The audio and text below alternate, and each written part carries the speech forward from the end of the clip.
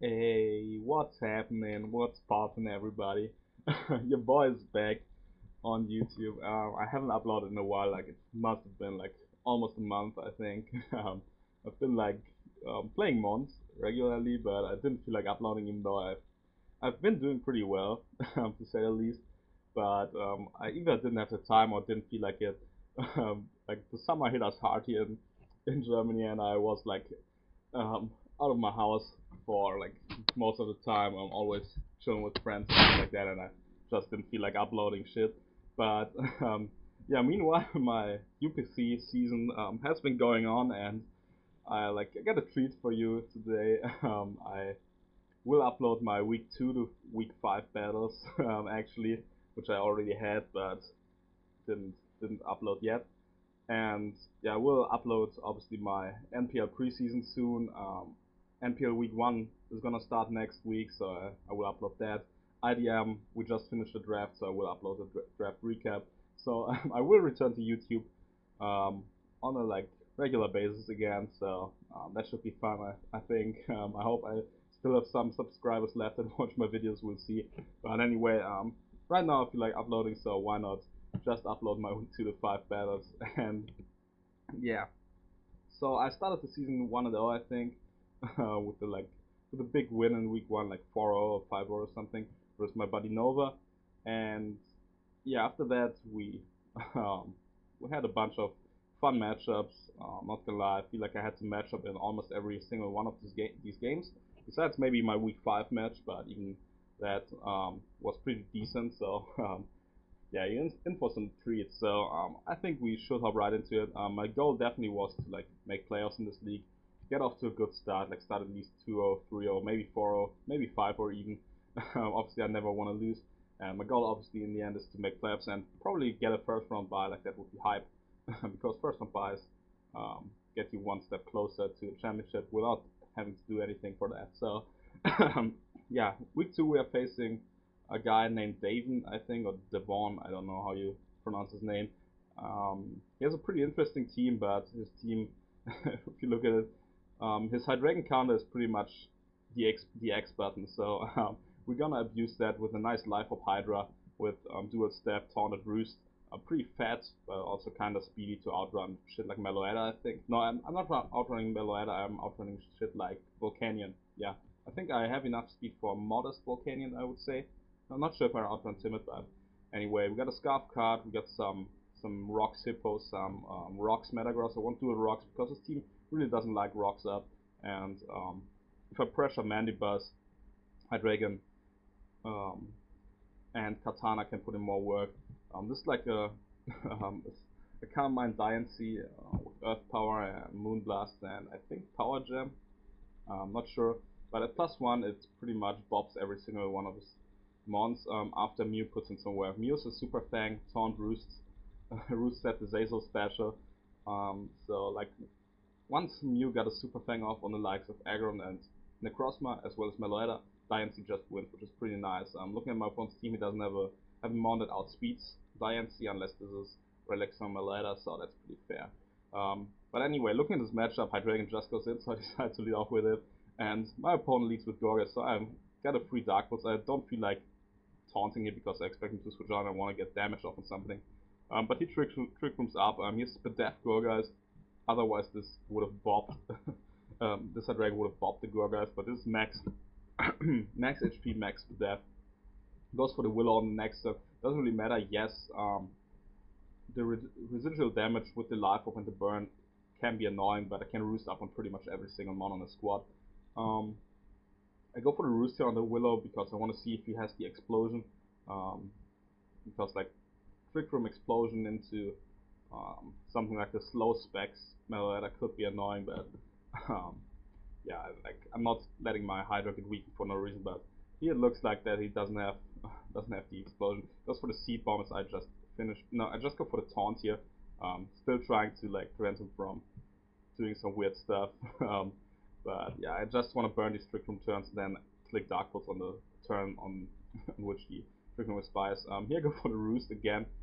Still scouting for the explosion, but um, he goes for the Phantom Force, which means I take 15%, and now I can just go for the go for the Dark Pulse on the next and knock out this Gorgas. So Hydreigon off to a good start for sure. Like yes, I'm getting kind of low, but like he sends on the Crossman. I'm just clicking Dark Pulse, not just clicking Taunt because I don't want him to get up another Trick Room or to get up Calm Minds or something like that, but or Sword Sense or something. I knew I lived on max attack axis of from this range where I'm at, so Taunt's pretty free. I goes into Manibus, which means a free roost for me.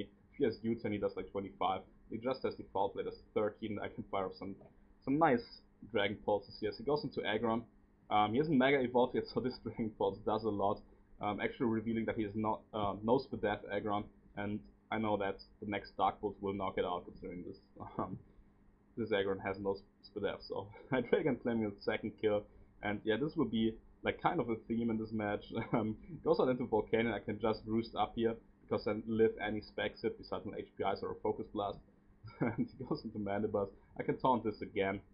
He tries to whirlwind me out, which seems to be his counter for the Hydreigon, but Mandibus takes 47 from the Dragon Pulse, so this is Fizzdev Mandibus for sure, which is pretty wild.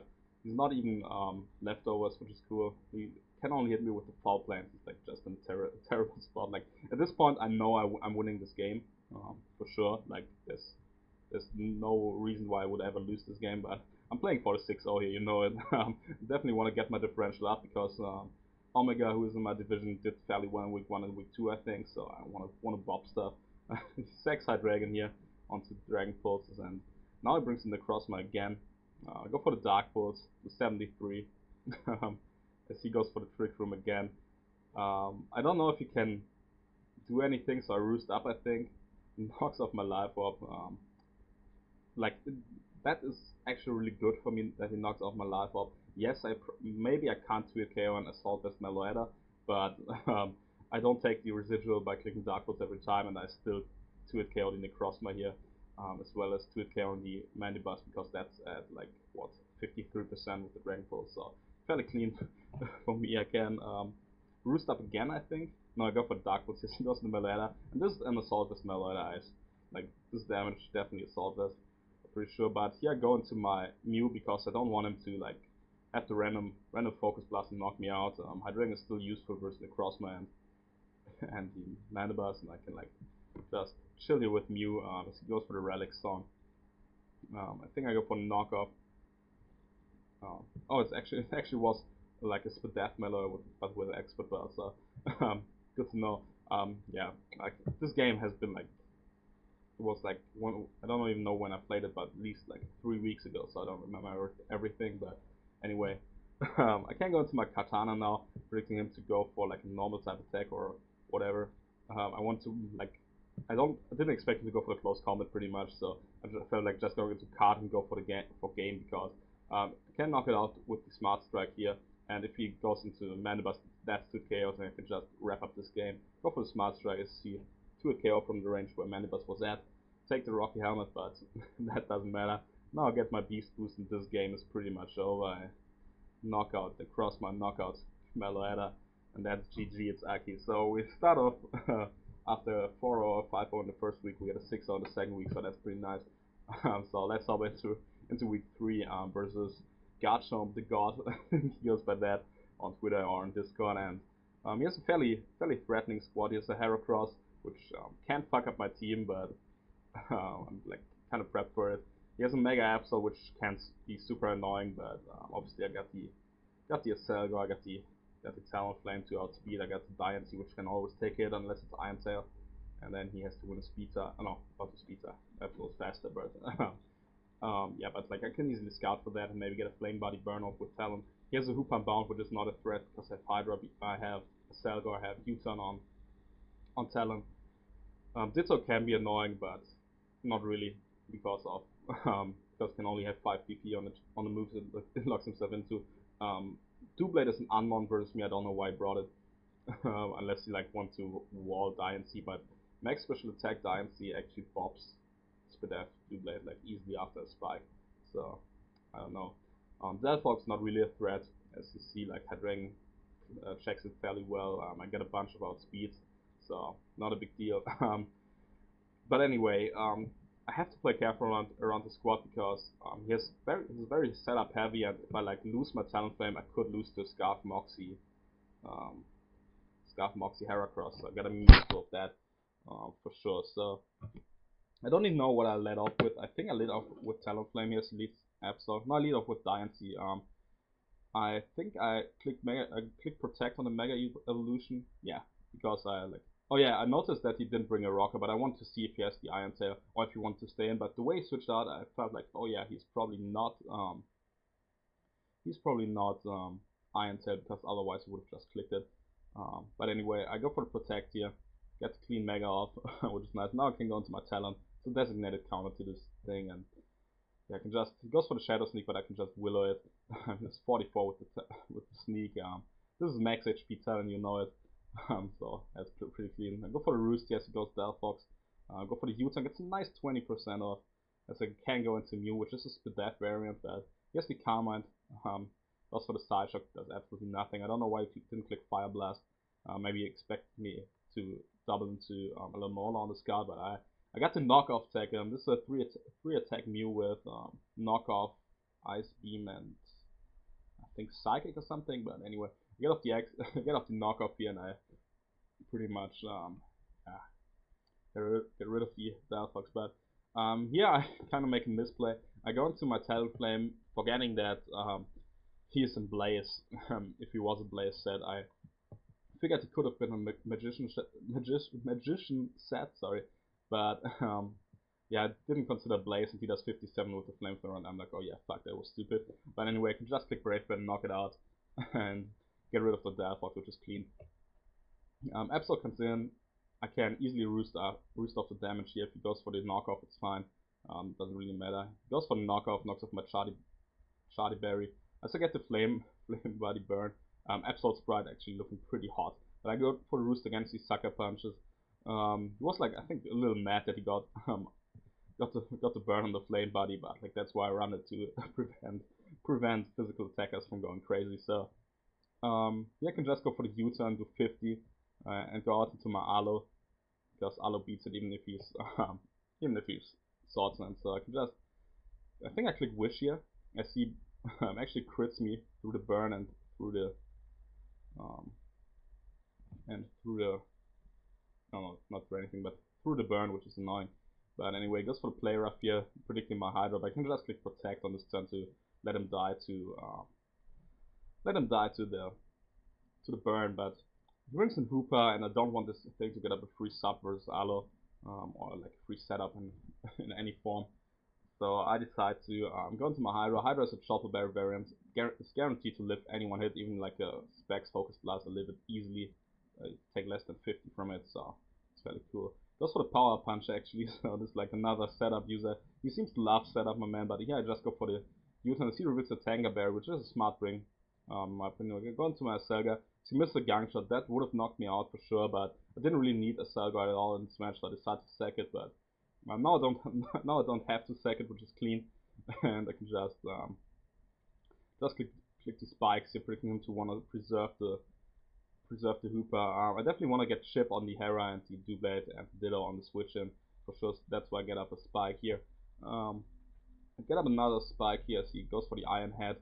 I chew this because like Doublade is kind of weak after the burn for sure. I can Encore him here, so I can get a free Talonflame or free Hydreigon here on the next turn, and I do just that.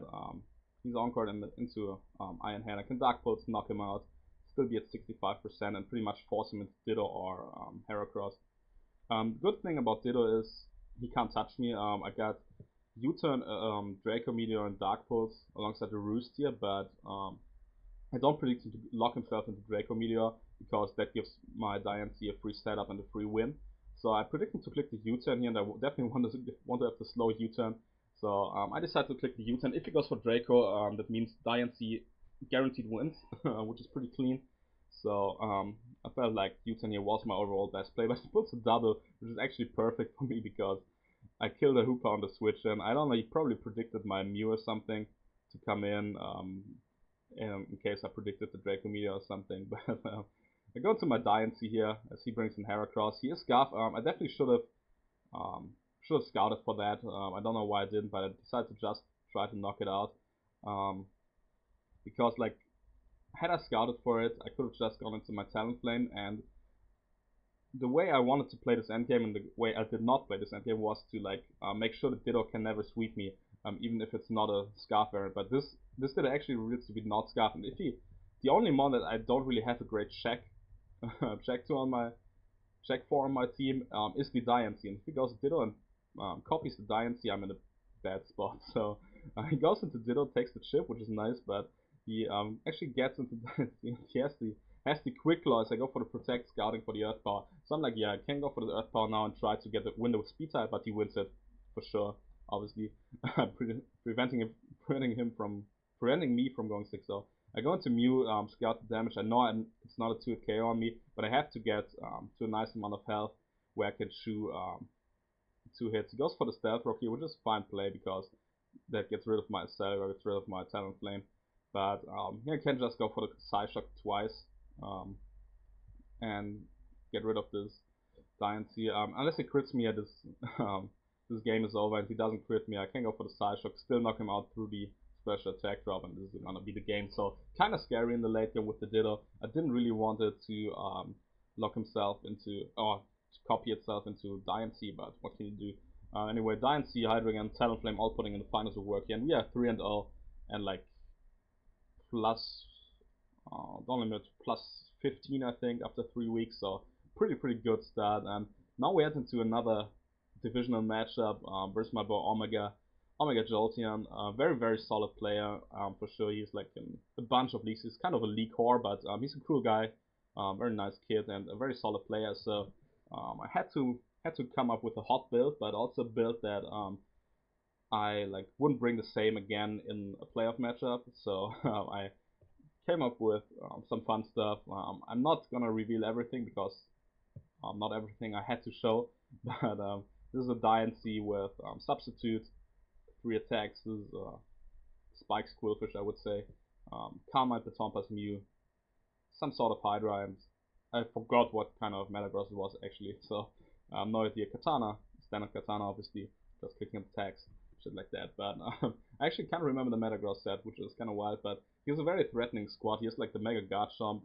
He has Zapdos, Tapu Lele, which is super annoying. Pharaoh, Audino, which can be a fucking core to deal with. Brings the Blaziken, which seems to be his Katana counter. Fair bring on his part for sure. But he also had stuff like Z-Terrakion on the squad, which I had to prep for a lot actually. So I decided to lead off with my Quillfish, predicting him to lead off with Ferrothorn. Like it just makes sense because if I want to get off my my Mega early, he wins the lead matchup, and here I can just click Taunt. Even if he wants to go into something else or prevent those mons from setting up, and he actually goes into Garchomp. I really wanted to click Spikes on the first turn, but I really didn't want him to get up hazards on me, so kind of annoying. But here I can go into my Hydreigon, predicting him to go for the Earthquake. I kind of have to play this game aggressively around Garchomp. I don't really have the best switch-ins if it's Adamant Max Attack or something, so I'm gotta be mindful. Here I switch out, pull the Dowdle, expecting him to maybe go for Dragon Claw or switch out, and he goes into Audino. I can just click Carmine on this with my Mew, which is pretty nice. I go for the Psychic on Zapdos because I want to gauge the damage and see what kind of set he is, and he's definitely like some sort of Spadef Zapper, which is surprising because Fizzdev Zapdos actually beats Katana fairly well, while Spadef Zapdos does not, but okay, that's like kind of fine, but I don't really mind. He goes for Toxic here, allowing me to Toxic him, so I take this, even if it's like a Heal Bell. Audino, if he stays in, this damage will rack up, but goes into Audino here, so I Baton Pass out, can go into my Diancie, and this is where where the fun starts. I go for the substitute here as Omega goes for the Wish. He goes into Pharaoh as I decide to Moonblast, because Moonblast, like, even if I pull the HP Fire, I don't like gain much from it because he probably will live it and get health back, so didn't really, and I want to like cover every single switch in which Moonblast did. Now I can just go for HP Fire, do 46, so he's max Death, Ferrothorn, Fairbring with the Orca Berry, but he misses the Power Whip. This might seem huge here on this turn, but I will tell you why it's not that big of a deal. So I knock out this this Ferrothorn on next, and I told him like had this been a playoff game, I would have probably clicked substitute so I can break my sub and that I can show him that like it didn't really matter, because here he goes into Lele, and if Lele was his play after breaking my sub, I definitely would have gone hard into Hydreigon on the Lele, because he would have been forced to Psyshock and then double out back into Diancie or Metagross, because I either take the Moonblast with Metagross, and if he's like not specs, I chew a Moonblast with Diancie and can go from there and see like what kind of stuff he wants to do. But if he is specs, which he later revealed to be, my Hydreigon switch would have forced him pretty much into Audino, and had I doubled into Diancie there, I got a free sub again and pretty much beat his entire team 1v1. So not really a big deal. Here I can click Moonblast to a KO him, which is pretty clean. So breaks my sub with Psyshock, knock him out, which helps him get rid of big threats. Goes into guard shot. Yeah, just knock this out with Moonblast, and yeah, because the power would miss, this game is over earlier than it should have been. But you know, like it really didn't matter in the long run. Moonblast is a clean 2-hit KO on the Audino. Can't break myself with the 2 dazzling gleams, and I can knock him out with the Moonblast. And this is gonna be the game, because this Blaziken here reveals to have Vacuum Wave for the Katana probably. I knock it out with the Moonblast, and I can just click Moonblast on the Zapdos again. So another nice 6-0 game here. Nice and clean. But yeah, obviously Hex kind of annoying for Omega, but I don't think it mattered in the long run. So clean start to the season, 4-0, plus 21 or something. So we hope it's a week 5. We'll play Albert Phantom Base, aka Tyler, aka his team of threats. Like he has the double Pixie and Jirachi and Manaphy. He has Mega Altaria, Scolipede, which fucks my team up. He has Big Buddy Conk, which is super annoying, and Rotom, which really is very solid versus my team. It stops my Sand and stops my only Volt Switch immunity. So really annoying, but what can you do? Build a solid squad in my opinion. Nice attacking Diancie, Laginium Z, Aselgor, Carmine Mew, I think Scarfcard, Haze Quillfish with Rocky Helmet for the Scolipede, and I think Life Orb Talent, because Life Orb 2 kills everything unless it's like Twisted Altaria and shit like that. But we'll see how that goes. I decide to lead off with my Talon. He goes into Rachi. No, I decide to lead off with my Diancie, but I switch into Talon here, predicting him to just want to attack maybe with the Flash Game. But he goes for a Carmine. Here I really contemplated U-turning, because like Rotom was such an obvious switch in, and had I U-turn on the Rotom, I would have gotten 3 rocks with Diancie, which is pretty clean. This Diancie is actually max attack, I think, with Diamond Storm, Explosion, and Moonblast. Really clean. But yeah, I don't click the U-turn. I just go for the Flabbers, and I do a 31, which is nice. Nice to see. He has the lefties, but it's like not Fizz Dev. This is just max HP Rotom, so definitely good to know for me, because I can't fuck him up if I want to. He goes for the Volt Switch here on my Diancie, and he goes into Rachi, and I don't predict him to go for the Flash Can here, knowing that Talonflame is my designated switch, and I predict him to go for a Psychic, or maybe for Rocks if he has it. And if he doesn't have Rocks on Rachi, he doesn't have Rocks at all, which is pretty clean. So I decide to click Rocks here. If I lose my Diancie, it's not the end of the world. Yes, Explosion Bobs Manaphy, Moonblast is nice versus Altaria, but I don't really need it, which is clean. So I can go for the Rocks here. He goes for the Psychic on this turn, actually. That's 51%. Sadly, I don't have Endeavor. I had Endeavor on this Diancie for a while, but I don't have it right now. But I can go into my Talon here. He goes for the Shadow Ball. That's 36. I roost up here on the Altaria. Fairly sure, and I can go for the Brave Bird here. Just gauging damage in here. I do 46%. Is he just hyper voiced? I don't know why he hyper voiced, really. He definitely should have roosted up, scouting for the damage that I do or something, or scout for the toxic. But here, like, I'm in a spot where I think Bravebird was my play, but I don't click Bravebird, because if he went to Rotom and I clicked Bravebird, I would have been in a super tough spot. So I decided to go for the roost, thinking that he maybe wants to save his Altaria and maybe roost up on Mew if I'm a slow Mew, and if he's like really fat Mew, usually can't bob Altaria from 30 or something, especially if he can default rocks away with Rotom. But I definitely should have Brave Birded here, which would have made the end game much easier. But I roost up. She roost as well. I think I go for Brave Bird again here to 49. But he reveals to have the tech and goes for the Cotton Gun, and I'm like, yeah, fuck, that was the only set that this Talonflame doesn't beat 1 vs 1, besides maybe like T-Wave, Altaria or something. But I can go into my Quillfish here as he roosts up. I can just click the T-Wave, don't predict him to go into Rotom here.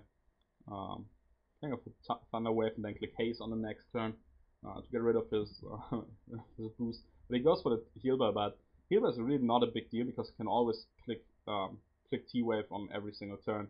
But he actually decided to go for Liquidation, trying to get Chip on a potential Rotom or Rachi switching, because like had he gone into Rotom on the potential T-Wave, this would have been a dead Rotom, which is nice because Rotom stops my talent. It's also a pretty annoying monster to deal with defensively because it can just Volt Switch on everything. Because in Rachi I don't really have a switch in because Talonflame is low, so I decided to go into my Acelga knowing that I live any one hit. And I can just fire off the Z Bug Buzz here as he brings in Manaphy. This does a fuck ton. 67%, I can just click Bug Buzz on the next one to knock it out. I get rid of Manaphy, which actually was the biggest threat to my team, so pretty nice, pretty nice. He goes into Scarlet. I have my designated switch in. Informs the Quillfish as he adds these up. I can just click Haze here. I really contemplated going for the T-Wave, but I felt like Haze was the best play. I will spam Haze here because like at +2 I don't really have an answer to Scarlet, so yeah, that's kind of annoying. Now like he realized that I'm always clicking Haze and I have more Hazes than he has Sword Sense, so he just knocks me out with Mega Horn. Had he missed here, that would have been like not a big deal because I was clicking Haze anyway. But I go into my Muno. I got the Tanker Berry, shoot his hit, and go for the Flamethrower to knock it out, which is fairly clean. I get rid of another big threat here, and things are looking actually kind of clean for me. I'm like trying to put myself into a position where I can either sweep with Karma and Mew or late game Scarf card, which actually is very close to sweeping. I need to weaken the Jirachi and I need to get a Beast Boost before I can knock out the Rotom Heat, but besides that, things are looking clean. Going to Talon on the Shadow Ball, and I just click the Flare Blitz here, predicting him to not switch out this time, I predict him to predict me to go for the Roost, and I catch him with that. Go for the Flare Blitz and knock out Jirachi, and this is a double down here. I go into my Mew trying to roost up on whatever he wants to bring in. He goes actually into Altaria. But here I make a stupid play. I go into a Cell predicting him to either roost up or like Cotton Guard or something. I should have just roosted up with Mew, and this will come in into play that I like just sacked my Acelga for no reason actually. Yes, I didn't need my Acelga, and had I caught him on a setup move, that would have been nice because that would have given me a free Spike, free Encore, free Sludge Bomb, whatever. Sludge Bomb was a 2-hit KO on Rotom at this range after Rock, so definitely would have been a solid play had I had I caught him here, but I just should have roosted up there. Sex Rotom here on the Dynasty, but I make another bad play. Here I definitely should have exploded with my Dynasty instead of going for the Moonblast, because this Conkeldurr is a Flame Orb variant, and had I exploded, he wouldn't have gotten the Flame Orb off, which would have given my Mew the freest of switch and the freest of roosts. Because my Tangerberry was knocked off, knockoff wouldn't have done shit without the Flame Orb and could have roosted up. I would have been at like 75% after a roost and the knockoff. But I didn't explode, even though I knew he would have bring in Conk and Mark Punch after that and get rid of my Dynasty. So I choked this late game here. Actually, I gotta admit this. I after game was like, yeah, I could have played it either way, but I actually couldn't, and I'm gonna tell you why soon. I knock out this rolling with the Moonblast. This isn't even the worst choke in this game, but you will soon see. Here I click just the Moonblast, obviously. Mark Punches and gets the Flame Up off. So now I'm in a spot where I have to pretty much go Mew, click Psyshock, and then win with Katana, with the Scarf Katana. The thing is that like the thing I was thinking about during this match was, if this is a bulky Conkeldurr, I don't kill with Psyshock into Smart Strike.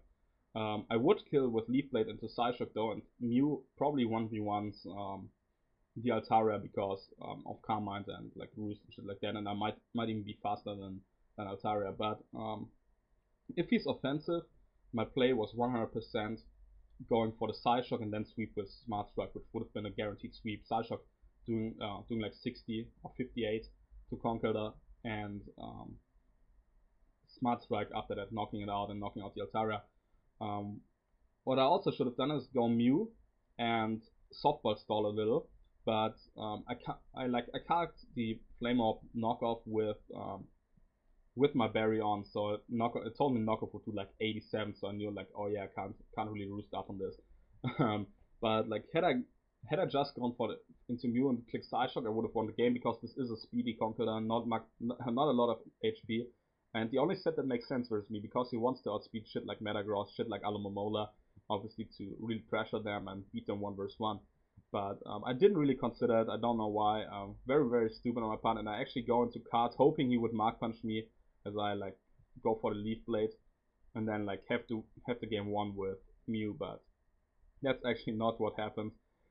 He has the Drain Punch, he clicks it, and he is at like way too much health here to to um to like let me knock him out with Mew.